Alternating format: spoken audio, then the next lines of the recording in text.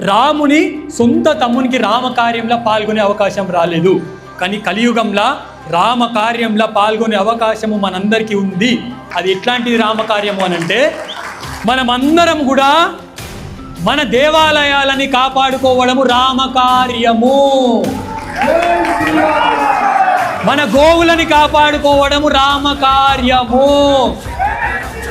మన ధర్మానికి ఏదన్నా అయితే పొయ్యి నిలబడము రామకార్యము. అట్లీస్ట్ వారంకి ఒక్కసారి మనమందరం ఇట్లా కూర్చొని హనుమాన్ చాలీసా పారాయణము చేయడం ఏంది రామకార్యము.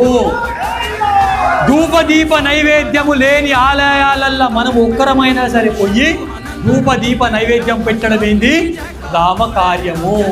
ఈ పనులు మనము చెయ్యలేము అనంటే జో రామ్ కా నై, जो राम का नहीं, जो राम का नहीं, इसी काम का